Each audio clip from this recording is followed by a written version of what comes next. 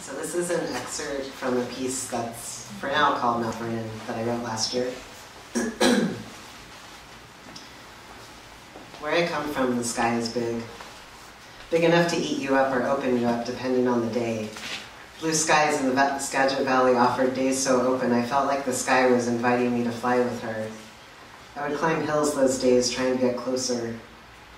Other days, gray days, the sky was a heavy boulder slowly pressing against my chest.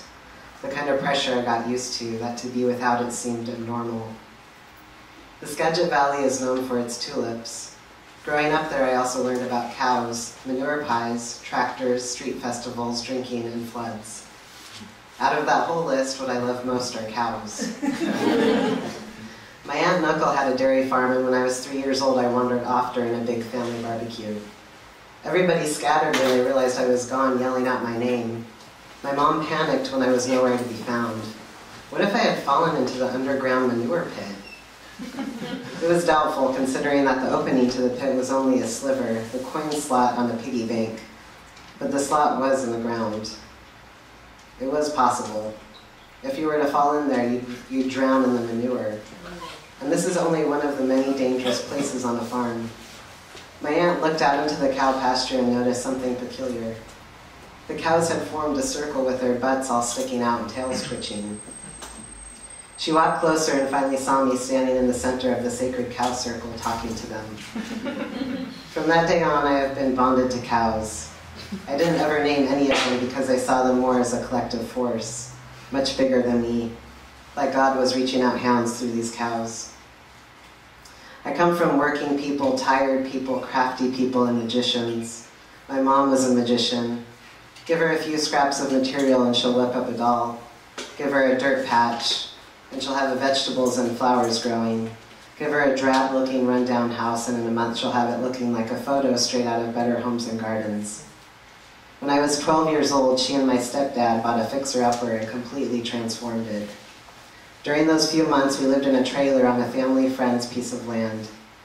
I don't remember much about that time, but I do remember my stepdad, Bryce, trying to hide that he was smoking. His clothes smelled of smoke, and I overheard my mom talking to him about it, trying to whisper, but you know how whispering can sometimes sound louder than talking quietly, especially when you're angry. For weeks, my mom, stepdad, my brother, and I worked on our new house.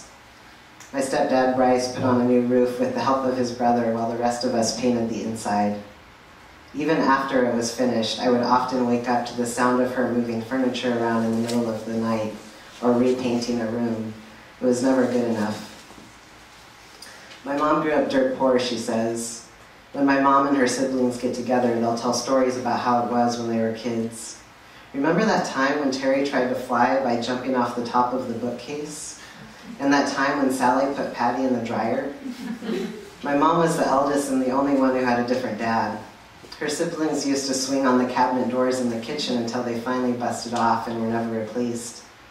My mom's mom, Carla, my grandmother, was a paranoid schizophrenic and was not the kind of mom you would want to introduce to friends. She had only met her father once. She described him as being big and brawny with dark curly hair. Her stepdad, Van, was a trucker. I was scared of both Van and my grandma. Grandpa Van had a loud, raspy smoker's voice. His few strands of hair were combed over his head so that I looked like greasy wires. His clothes were different shades of tan, and he loved the song Time After Time by Cyndi Lauper. My aunt played the song at his funeral. My grandma Carla would stay with us occasionally in between old folks' homes. She never ceased to terrify me.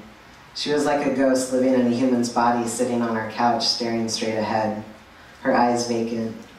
She would sit there with a towel wrapped around her head and say nonsensical chants out loud. I avoided the living room during these visits by staying in my room or staying outside in the backyard. Our house wasn't very big, though, so it was hard to avoid her. I laughed nervously because I didn't know what else to do. It's hard for me to think of a time when she looked me directly in the eyes. One summer day when I was 7, my mom was cutting my grandma's hair and they started talking about dentures. "What are dentures?" I asked. Then she proceeded to pull her teeth out of her mouth.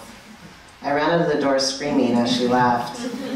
I hid out there for a while, and then when I finally came back in, I went directly to the bathroom and brushed my teeth. I brushed my teeth 3 times a day for 3 months after that. I hated visiting my grandma at the old folks' home. She stayed at the Cascade Valley Senior Home in Arlington, a small mountain town about 30 minutes southeast of Mount Vernon. Arlington was outlined with the Three Sisters, the name of 3 jagged-edged snow-covered mountains in the Cascades that sat next to each other. The air was so fresh in Arlington that when I inhaled, I felt extra alive, like I had just gave the inside of my skin a shower. The air in Cascade Valley Senior Home was the opposite. It smelled of stale smoke and cafeteria food. My grandma was always breaking out of that place to walk to the store and buy cigarettes. She wasn't allowed to smoke because she had emphysema, but I understood why she wanted to escape. Cascade Valley was the low-income place for old folks to go, and it resembled a prison more than a retirement home. During one of our visits when I was 8, my grandma pulled out of her drawer a Ziploc bag full of rings with brightly colored gemstones. My eyes followed the bag. She said I could pick out one item to take home. I was surprised. She had never given me anything before. I picked out a ring that was gold-colored and had green and blue gemstones in it. Carefully, I pulled it out, and put it on. It was bulky on my little finger, but I loved it. It looked like it belonged to a pirate. The next time we visited, I proudly wore the ring. When she noticed it, she scowled and accused me of stealing it. My mom reminded her that she gave it to me, but it was no use, and I had to give it back. I was 10 when my grandma died. Secretly, I felt relief. I couldn't understand why my mom was so upset. Grandma Carla was crazy, and she was mean.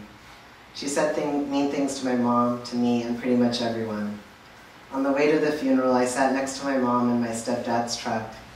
She tried to grab my hand, but I pulled it away. I didn't want to hold it. I didn't know exactly why, but I was mad. I had to express my anger somehow. In my family, there was no such thing as direct communication. I hated my mom. I hated her for exposing me to my crazy grandma. I hated her for yelling and throwing shoes at Bryce. She had abusive fits of rage where she would stomp around and yell profanities. Then she'd go in her room, shut the door, and burst into tears. Nobody ever knew about her fits except Bryce, my brother, and me. My brother used to take me into the closet and urge me to sing with him. We plugged our ears and sang as loud as we could. As far as I know, she never got help. I loved my mom. I loved that she took my brother Marco and me on the ferry to visit Orcas Island. We'd play hearts for Skittles to pass the time. I loved it when she would blast the album Thriller while she cleaned the house and made me stop to listen to Phantom of the Opera with her. She would yell above the music, "Can you feel it?"